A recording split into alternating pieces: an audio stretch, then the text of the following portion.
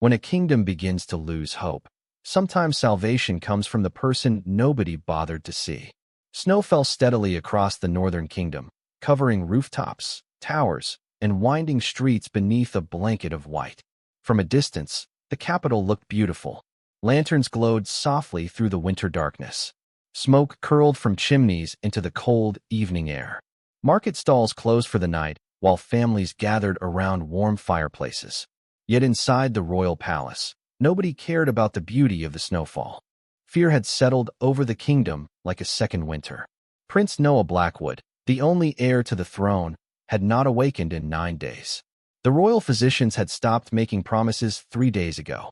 The healers from neighboring territories had exhausted every treatment they knew. Ancient remedies had failed. Modern medicine had failed. Even the oldest records in the royal archives offered no answers. Noah simply remained asleep, unmoving, silent, trapped somewhere nobody could reach him. The prince's chamber was illuminated by dozens of candles. Their flames flickered gently against stone walls decorated with royal banners. A fire burned in the hearth, yet the room still felt cold. The kind of cold that had nothing to do with temperature. Noah lay beneath layers of blankets, his small face pale against the pillow. He looked peaceful. That was somehow the hardest part. He did not appear sick. He did not appear injured. He simply would not wake up. Beside the bed sat Alpha King Ethan Blackwood. For 9 days he had barely left the room. Dark circles shadowed his eyes. His normally immaculate appearance had been replaced by exhaustion. Advisors continued governing the kingdom as best they could, but everyone knew the truth. The king's attention was no longer on politics, trade, or diplomacy. It remained fixed entirely on the small boy lying motionless before him. Ethan reached forward and gently adjusted Noah's blanket. The movement had become a habit. Every few minutes, he found something to straighten, something to fix, something to do, anything to avoid feeling helpless. A physician quietly entered the room carrying a leather folder. Ethan looked up immediately. Hope appeared for a fraction of a second before disappearing again. He already knew the answer. The physician's expression revealed it before a single word was spoken. "Your Majesty," the man said softly. "There has been no change." Ethan stared at the floor. Around the room, several advisors exchanged worried glances. Nobody knew what to say anymore. Every conversation ended the same way. No improvement. No explanation. No solution. Silence followed. Only the crackling fire and distant winter wind could be heard. Finally, Ethan stood and crossed the room toward the enormous window overlooking the palace grounds. Snowflakes drifted through the darkness outside. Thousands of people throughout the kingdom still believed their king could solve any problem, protect any citizen, overcome any challenge. Tonight, Ethan felt powerless. Behind him, Noah remained motionless. The future king, the only heir, the child who loved climbing trees, asking endless questions, and racing through palace gardens despite every rule designed to slow him down. The child who should have been laughing somewhere instead of lying silent beneath blankets. Ethan closed his eyes briefly. For the first time in years, fear outweighed confidence. Somewhere beyond the palace walls, life continued. Merchants sold goods. Families shared meals. Children played in the snow. None of them knew that inside the royal palace, the kingdom's future hung by a thread. And far beyond the city gates, in a place nobody important ever visited, a rejected Omega named Grace Walker was about to begin the journey that would change all of their lives forever. The storm continued through the night and into the following morning. Snow piled against rooftops and covered the narrow roads leading toward the capital. Beyond the city walls, where noble carriages rarely traveled and royal messengers almost never visited, a small settlement sat quietly beneath the winter sky. The homes were simple. The streets were uneven. Most people living there survived one season at a time. That was where Grace Walker lived. Grace stepped out of her cottage carrying a basket of herbs wrapped in thick cloth. The cold air immediately reddened her cheeks. She pulled her coat tighter and started down the snowy path toward the village market. Her life followed a simple routine. Gather herbs. Help whoever needed assistance. Return home before dark. Most days passed without anyone paying much attention to her. That was exactly how the villagers preferred it. Grace was an Omega. Worse, in the eyes of many people, she was a rejected Omega. Years earlier, a powerful Alpha had publicly refused a mate bond with her. The story spread far beyond the village. Some people pitied her. Others judged her. Most simply decided she was not worth noticing. Grace never argued. She never defended herself. She simply continued living her life. As she approached the market square, she noticed an elderly man struggling to carry a crate through the snow. Without hesitation, she set down her basket and hurried over. "Let me help you," she said. The man smiled gratefully. "You always appear at the right time." Grace laughed softly. "Or perhaps you always choose the heaviest crates." Together, they carried the supplies into a nearby shop. The old man thanked her several times before she continued on her way. Small moments like that filled her days. Nobody rewarded her for them. Nobody praised her. She did them anyway. By mid-morning, the market had become crowded despite the weather. Merchants sold bread, blankets, candles, and winter supplies. Children ran through the snow while parents called after them. Grace stopped at a produce stall and exchanged herbs for vegetables. The merchant accepted the trade but barely looked at her. She was used to that too. Then a commotion erupted near the center of the square. Several villagers had gathered around a messenger on horseback. The man's royal cloak immediately attracted attention. Conversation stopped. People moved closer. Grace remained near the edge of the crowd, listening. "The prince still has not awakened," the messenger announced. Fear spread through the gathering almost instantly. Questions erupted from every direction. Had the healers found a cure? Was the prince improving? Was the kingdom safe? The messenger shook his head. "No progress. The palace is seeking anyone with knowledge of unusual illnesses or healing traditions." Murmurs spread through the crowd. Grace felt her attention sharpen. The prince. The heir. A child. She listened carefully as the messenger described the situation. 9 days unconscious. No explanation. No successful treatment. The details unsettled her. Not because she believed she could help, but because something about the story felt strangely familiar. An old memory stirred somewhere deep inside her mind. Before she could think further, a woman nearby laughed dismissively. "What difference would it make?" another villager replied. "If the royal healers cannot solve it, nobody can." Several people nodded. The crowd slowly dispersed. Grace remained standing in the snow long after everyone else had left. The memory continued tugging at her thoughts. A story her grandmother once told. A condition mentioned in an old journal. Something forgotten. Something rare. By the time she returned home that evening, the feeling had not disappeared. For the first time since hearing the news, Grace found herself staring toward the distant capital beyond the snowy hills, wondering whether fate had placed that story in her path for a reason. Grace barely slept that night. Wind brushed against the walls of her cottage while snow drifted across the hills outside. But her thoughts remained fixed on the story she could not stop remembering. Long after the fire had burned low, she sat at a small wooden table surrounded by old notebooks, herbal records, and worn journals passed down through generations of her family. Most people assumed her grandmother had simply been a village healer. Grace knew there had always been something more. The old woman collected unusual knowledge, forgotten remedies, rare conditions, ancient traditions that few people still discussed. Grace carefully turned another page beneath the glow of a lantern. Then she froze. Her eyes landed on a passage she had not read in years. The description was brief, but every detail felt familiar. A child who could not awaken. No visible illness. No injury. Normal breathing. Normal heartbeat.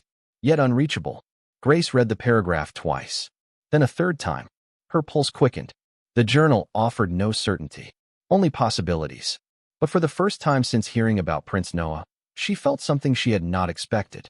Hope. Hundreds of miles away, inside the royal palace, hope was becoming increasingly difficult to find.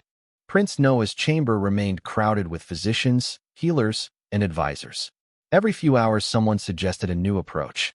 Every few hours another attempt failed. Alpha King Ethan Blackwood stood beside the window watching snow swirl across the palace grounds. The room behind him felt heavy with disappointment.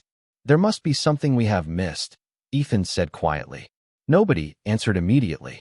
Finally, the chief physician stepped forward. "Your Majesty, we have consulted every available expert." Ethan turned toward him. "Then find more." The physician lowered his eyes. "We have sent requests across neighboring territories." Silence followed. Nobody wanted to admit the truth. They were running out of options. Ethan crossed the room and sat beside Noah once more. The prince looked exactly the same as he had 9 days earlier. Peaceful. Still. untouched by the panic surrounding him. Ethan gently took his son's hand. It felt warm, alive. That somehow made everything worse. "You promised me you would beat me in the spring archery tournament," Ethan said softly. "You cannot leave me waiting forever." Several advisors looked away, giving the king a moment of privacy. The room grew quiet once more. Meanwhile, far beyond the capital, Grace reached the final page describing the condition. One sentence captured her attention completely. According to the journal, some illnesses did not affect the body first. Some affected the spirit. Grace stared at the words. The concept sounded impossible, yet the symptoms matched perfectly. She closed the journal and leaned back in her chair. Snow tapped gently against the window. Her grandmother's handwriting filled the margins beside the passage. There, squeezed between notes and observations, was a single warning. If such a condition appeared, traditional medicine alone would not be enough. Grace stared at the sentence for a long time. By morning she had made a decision. She would travel to the capital, not because she believed she possessed special powers, not because she expected anyone to listen. A child needed help. That was enough. As dawn painted the snowy hills in pale gold light, Grace packed a small travel bag and prepared for a journey that would place her directly in the path of a desperate king, a dying hope, and a destiny neither of them could yet imagine. The journey to the capital took nearly 2 days. Snow covered the roads, and icy winds swept across the open countryside, but Grace never considered turning back. She traveled with a small bag, a wool coat, and the journal carefully wrapped inside her belongings. Each mile carried her farther from the quiet life she knew and closer to a place where nobody expected her to matter. By the afternoon of the second day, the royal capital appeared on the horizon. Massive stone walls rose above the snowy landscape. Towers reached toward the gray winter sky. From a distance, the city looked almost unreal. Grace had only visited once as a child. The scale still took her breath away. Crowds moved through the gates. Merchants arrived with supplies. Messengers rode in and out carrying news from distant territories. Life continued despite the fear hanging over the kingdom. Grace joined the line entering the city and quietly followed the flow of people toward the palace district. The closer she came to the royal grounds, the more tension she noticed. Conversations always returned to the same subject. The prince. Every shopkeeper discussed him. Every guard mentioned him. Every citizen watched the palace with worried eyes. Hope was fading. By the time Grace reached the outer palace gate, evening shadows had begun stretching across the snow. 2 royal guards stood watch near the entrance. Their polished armor reflected the lantern light. Grace approached carefully. "I need to speak with someone regarding Prince Noah," she said. The older guard sighed immediately. "You and half the kingdom. I believe I may know something that could help." The younger guard exchanged an amused glance with his partner. "Are you a physician?" Grace shook her head. "No, a healer." "Not exactly." The older guard folded his arms. "Then what exactly are you?" Grace hesitated. "Someone who wishes to help." The response produced the reaction she feared. A short laugh. Then another. Neither guard sounded cruel. They simply sounded tired. Desperate people had been arriving for days with miracle cures, lucky charms, strange theories, and impossible promises. Grace understood why they doubted her. "Please," she said softly, "just let me speak with someone." Before either guard could answer, several members of the royal council emerged from the palace. Elegant coats, expensive boots, expressions shaped by authority. One councilman noticed Grace immediately. "What is happening here?" The older guard gestured toward her. Another volunteer. The councilman looked Grace up and down. His gaze lingered on her simple clothing. "And what expertise does she bring?" Grace took a steady breath.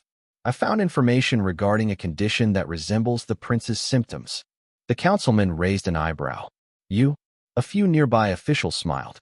One actually laughed. "This is what we have come to." Another muttered. "Village theories?" Grace felt heat rise to her cheeks. Around her, people began paying attention. Passing servants slowed. Guards listened. Several council members exchanged dismissive looks. "The greatest physicians in the continent have failed," one advisor said. Yet somehow the answer has arrived carrying a travel bag. More laughter followed. Grace lowered her eyes briefly. The familiar feeling returned. Being underestimated. Being dismissed before she could even finish a sentence. It was nothing new. She had experienced it for years. Normally she would simply leave. This time she could not. Somewhere inside the palace, a child remained trapped in silence. "I am not asking you to believe me," Grace said quietly. "I am asking for 5 minutes." The laughter faded slightly. Her voice carried no anger, no arrogance, only sincerity. Several council members seemed uncertain for the first time.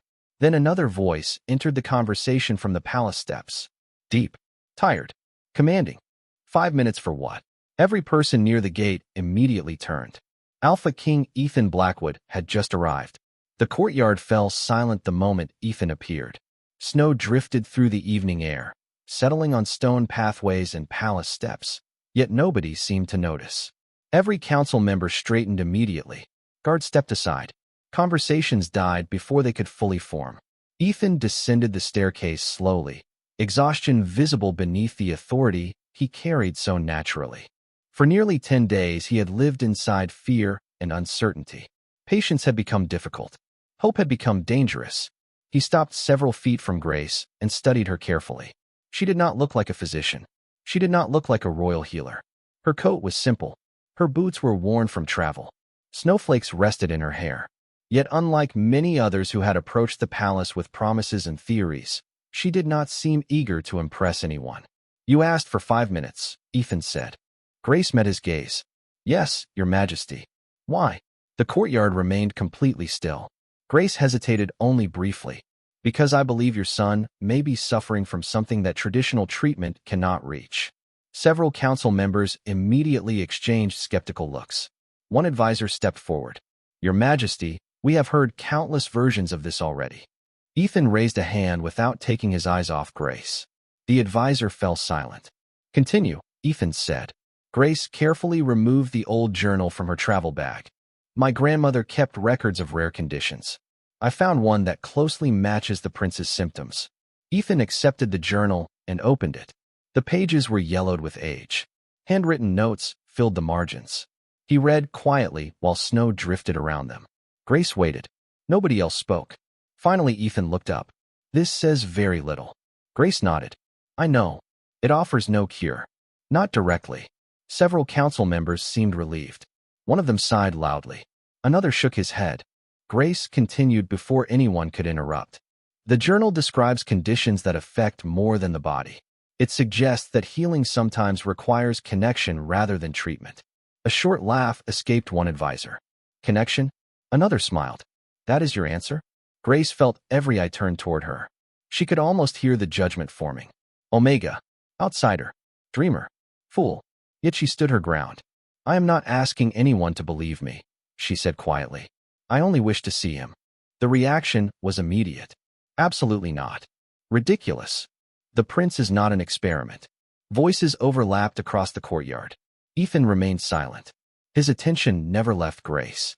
Perhaps because, unlike everyone else, she had not promised success.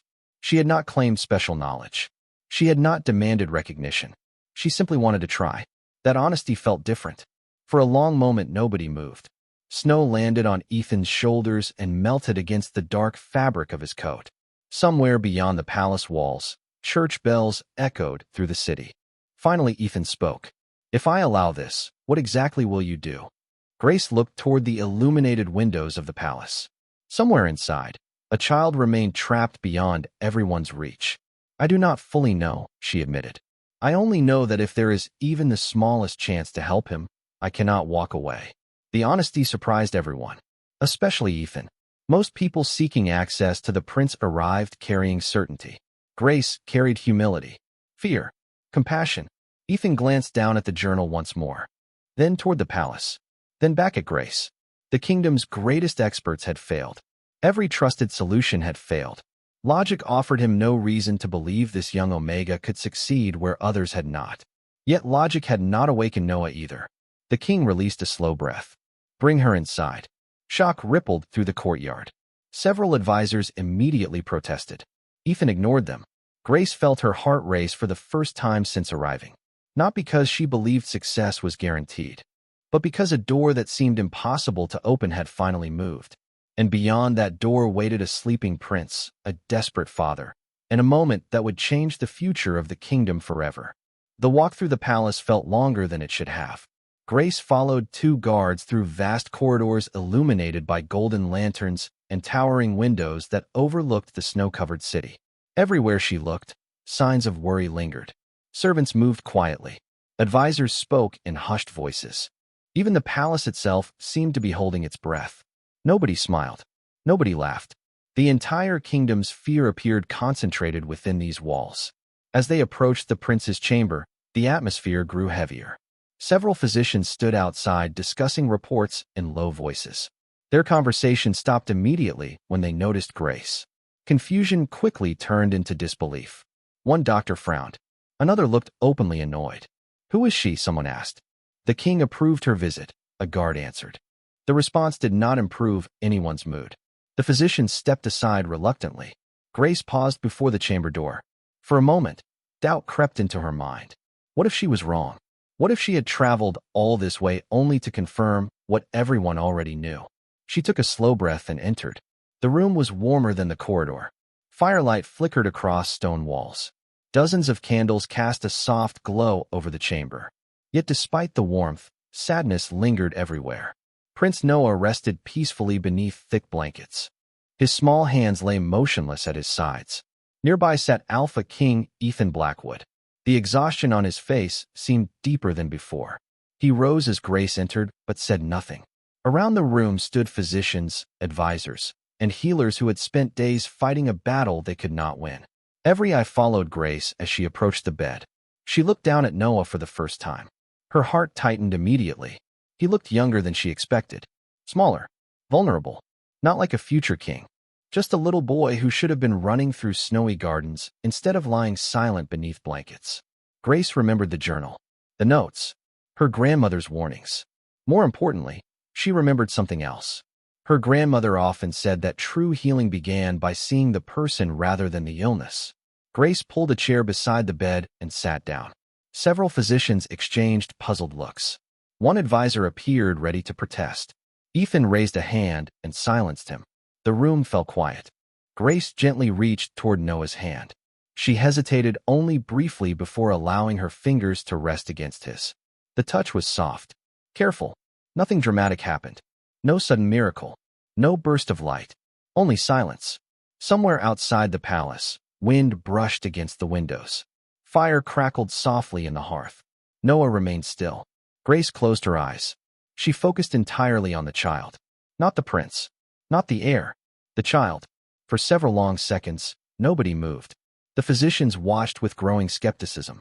The advisors looked increasingly uncomfortable. Ethan remained frozen beside the bed. Then Grace felt something. Not physically. Not something she could easily explain. More like a distant feeling. A presence. Faint. Lost. Waiting. Her grandmother's words returned unexpectedly. Sometimes the spirit only needs a path home. Grace opened her eyes. Slowly she leaned forward. "Noah," she said gently. The room became completely silent. "Your father is waiting for you." Several people exchanged confused glances. Grace ignored them. Her hand remained resting lightly over his. "The kingdom is waiting for you." Another moment passed. Nothing happened. Then a physician quietly shook his head. The disappointment was immediate. Familiar. Predictable. Yet before anyone could speak, a small movement appeared beneath Grace's hand. So slight that she almost doubted it herself. Then it happened again. One finger moved. Every person in the room froze. Nobody breathed. Nobody spoke. Ethan stepped forward instinctively. His eyes locked onto Noah's hand. The silence became absolute. And for the first time in 10 days, hope entered the room. For several seconds, nobody in the room trusted what they had seen. The movement had been small, barely noticeable, a single finger shifting beneath Grace's hand. Yet after 10 days of complete stillness, it felt as significant as thunder. Ethan stepped closer to the bed. One physician immediately leaned forward to examine the prince. Another removed a small notebook and began recording observations with trembling hands. Around the room, advisors stared in stunned silence. Grace remained seated beside Noah. She did not celebrate. She did not claim success. She simply kept her hand gently resting over his and watched. The room waited. Seconds stretched into what felt like minutes. Then Noah's fingers moved again. This time nobody doubted it. A sharp breath escaped one of the physicians. Another looked toward Ethan as though seeking confirmation that reality had not suddenly changed. Ethan never looked away from his son. Hope and fear battled across his face. Hope because something was finally happening. Fear because he had already endured too many disappointments. He could not survive another one. "Noah," he said quietly. The prince did not answer. Yet a faint change appeared in his expression. Small, almost invisible, like someone beginning to wake from a distant dream. Grace felt warmth spread through the child's hand. Not unusual warmth. Healthy warmth. Present. Alive. The strange, distant feeling she sensed earlier seemed stronger now. Less lost. Closer. "Keep talking to him," she said softly. Ethan looked at her. "What? Talk to him." Grace smiled gently. "Tell him something familiar." Ethan hesitated. Then he pulled a chair closer to the bed. The king of an entire kingdom suddenly looked like nothing more than a worried father. "You still owe me that archery competition," he said. His voice was quiet, steady. "And you promised to stop feeding scraps to the palace hounds when nobody was watching." Several people exchanged confused glances. Ethan continued anyway. "I know it was you who taught them how to follow me around the gardens." To everyone's surprise, a faint smile touched Grace's face. She could easily imagine it. Noah causing trouble. Ethan pretending to be annoyed. A family. Not a king and an heir. Just a father and son. The room softened. Something about the atmosphere changed. Then it happened. Noah's eyelids fluttered. Every person in the chamber froze. One physician accidentally dropped his notebook. Nobody looked away. Ethan rose halfway from his chair. "Noah." The prince's eyes opened slightly before closing again. Not fully awake. Not yet. But awake enough to prove one extraordinary fact. He was coming back. Emotions swept through the room. Relief. Shock. Disbelief. One elderly physician quietly wiped tears from his eyes. Another sat down heavily, overwhelmed by what he had witnessed. Ethan stood completely motionless. For 10 days he had prepared himself for every possible outcome except this one. Slowly he looked toward Grace. She appeared just as surprised as everyone else. "What did you do?" he asked. Grace looked down at Noah. "I do not know if I did anything." Several council members clearly disagreed. Their expressions had transformed completely. The same people who laughed at her outside the palace gates now stared as though seeing her for the first time. One advisor stepped forward. "Who exactly are you?" The question hung in the air. Grace hesitated. Her grandmother rarely spoke about their family's past. Most of the knowledge had been treated as something to protect rather than advertise. Yet now dozens of eyes waited for an answer. "My grandmother belonged to an old Omega bloodline," Grace said quietly. A line known for helping those others could not reach. Silence followed immediately. Recognition appeared on several older faces. Ancient stories. Forgotten records. Legends dismissed as myths. Suddenly they no longer seemed impossible. And as snow continued falling outside the palace windows, the rejected Omega everyone had doubted began to reveal a truth that would change her place in the kingdom forever. News spread through the palace faster than winter wind. Within an hour, every corridor carried whispers about the impossible event inside Prince Noah's chamber. Servants exchanged stunned looks. Guards repeated the story to one another in disbelief. Advisors who had spent days discussing worst-case scenarios suddenly found themselves discussing miracles instead. Yet inside the prince's room, nobody felt eager to celebrate too soon. Noah had opened his eyes only briefly. He had not fully recovered. He still needed rest. Still needed time. But for the first time in 10 days, the future no longer looked hopeless. Grace remained beside the bed while physicians carefully monitored the prince's condition. The atmosphere had changed completely. Earlier, many of them barely acknowledged her presence. Now every question seemed directed toward her. "Did your grandmother teach you this?" one healer asked. "Have you encountered this condition before?" asked another. Grace answered honestly. No, the response surprised them. "Then how did you know?" Grace glanced toward the old journal resting on a nearby table. "I did not know. I hoped."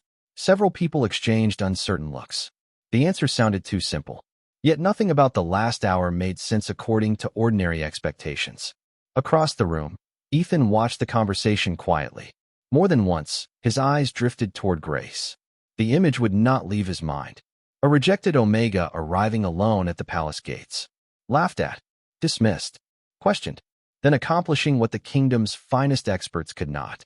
The realization unsettled him. Not because of what Grace had done, because of how easily everyone had underestimated her, including him. As evening approached, Noah stirred again. This time his eyes opened longer. The room immediately fell silent. Ethan moved beside the bed. Noah. The prince blinked slowly, adjusting to the candlelight. Confusion crossed his face. Dad. The single word shattered whatever emotional control Ethan still possessed. Relief washed across him so powerfully that he had to sit down. Noah looked around the room. Why is everyone staring at me? A few physicians laughed unexpectedly. One advisor wiped tears from his eyes. The tension that had dominated the palace for days finally began to break. Noah frowned slightly. Did I miss dinner? More laughter followed. Even Grace smiled. The prince appeared completely unaware that he had just returned from the edge of a mystery nobody could explain. For the first time since arriving, Grace allowed herself to relax. The child was back. That was all that mattered. Later that evening, after physicians confirmed Noah's continued improvement, Ethan requested a private conversation. Grace followed him into a quiet sitting room overlooking the snowy palace gardens. Firelight danced across polished wood and stone walls. Outside, snow continued falling softly beneath the glow of lanterns. For several moments, neither spoke. Ethan seemed unusually thoughtful. Finally, he turned toward her. I owe you more than gratitude. Grace immediately shook her head. No, Your Majesty. Yes. His voice remained calm but firm. You saved my son when everyone else had given up. Grace looked down. I only helped him find his way back. Ethan studied her carefully. The humility felt genuine. There was no pride in her words. No desire for recognition. When you arrived, he said quietly, people laughed at you. Grace offered a small smile. That is not unusual.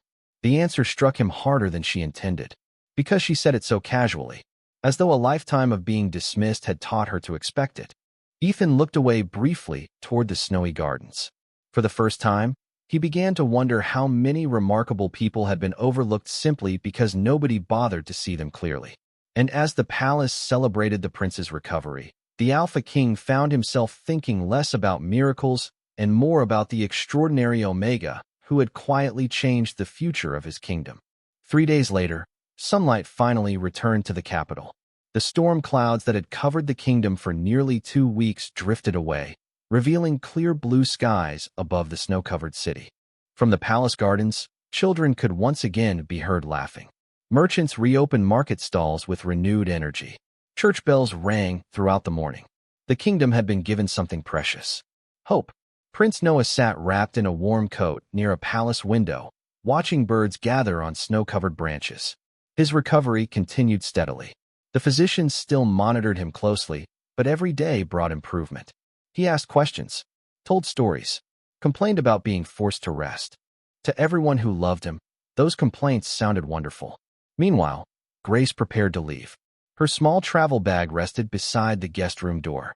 She never intended to remain at the palace. Noah was safe. Her purpose was fulfilled.